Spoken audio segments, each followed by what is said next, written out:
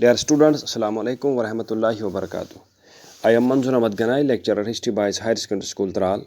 Today our topic for 11th class students of our institution is what were the causes behind the decline of Roman Empire.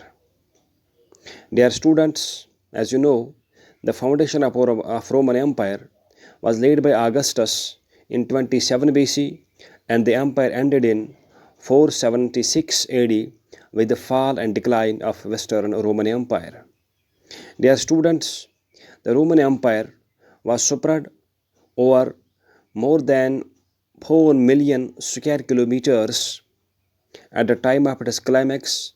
However, with the passage of time, a Roman Empire got weak and ultimately declined as well. The important reasons behind the decline and fall of Roman Empire can be discussed as number 1. As we know that with the passage of time, Roman Empire became very vast in size and shape, and therefore when it became very vast in size and structure, it was very difficult for rulers to control such a huge empire. And that also when the rulers were weak and unable and inefficient to control such a vast empire. So when a vast empire was got out of control, when a vast empire could not be controlled by weak and incompetent rulers, the result was ultimately the revolts, the civil wars, and ultimately the decline of the Roman Empire in 476 AD. Number 2, dear students, there often used to be conflicts between emperor and the senate. As we have already studied about this, the emperor and the senate were the two important pillars of the Roman political system. But we also understand that at a number of times the emperor or the king and the members of senate were not on one page, had not cooperation with each other. And at times the members of senate tried to dethrone the ruler and install other ruler on the throne of their own choice, and at other times the ruler tried to disband the members of senate and take all powers in his own hands. So this process of the tussle and quarrel between the emperor and the members of senate continued during the maximum rulers of the under maximum rulers of the Roman Empire. As a tussle and quarrel between Roman Empire, between the senate and the empire and the emperor and the king, if this continued for centuries together, this tussle and quarrel ultimately also resulted in the decline of the Roman Empire. Number 3, and one of the most important causes, is the invasion of barbaric German tribes. Dear students, as we have already read in the previous question of the crisis in the Roman Empire, in that we talked about the barbaric German tribes attacked the Roman Empire every now and then, at a number of times, we can say. The result of these attacks was that these attackers did not remain for 1 year, 2 years, or 3 years. These attacks continued after 3rd century BC, 3rd century AD. And there was such a hard pressure of these, this tough pressure of these attacks of the German tribes on the Roman rulers, that they had to forget, that they had to give up a number of territories, number of areas, because of the threat of the attacks of the German tribes. However, the attacks of the German barbaric tribes, ferocious tribes, continued again and again. Ultimately, in 476, the German barbaric leader Odoacer staged a revolt, organized a revolt in Italy, and deposed or dethroned the last ruler of the Roman Empire, namely Romulus Augustus, who was just 16 or 15 years of age at the time, and dethroned him and got himself on the throne. Therefore entered the Roman Empire. So the Germanic tribes also caused havoc, also caused problems, and ultimately Odessa, the German leader, took over the throne by defeating Romulus Augustus in 476 AD.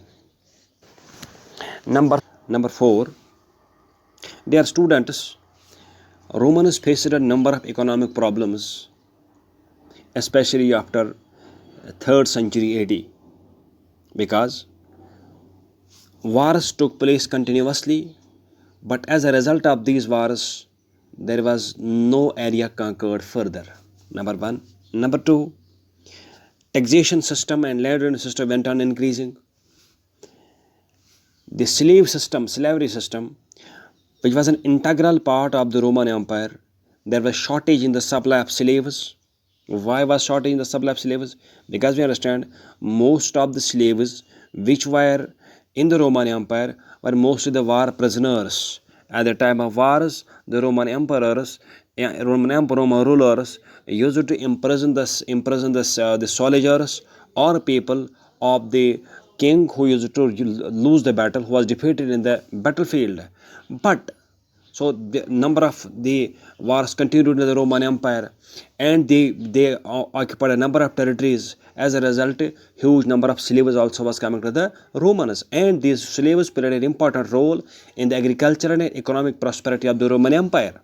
But when the wars ended, or when the system of conquests and occupations ended, simply the constant supply of slaves also ended, and as there were no slaves, the agricultural prosperity ended, the economic prosperity ended, because it was these slaves who played an important role in the agricultural activities and economic activities of the Romans. But when the supply of slaves reduced, or when there was shortage of the slaves, the agricultural and economic prosperity also ended.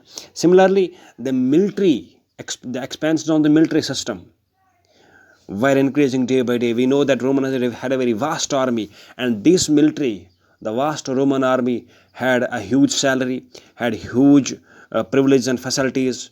These were given to them by the kings to keep the soldiers in their favor.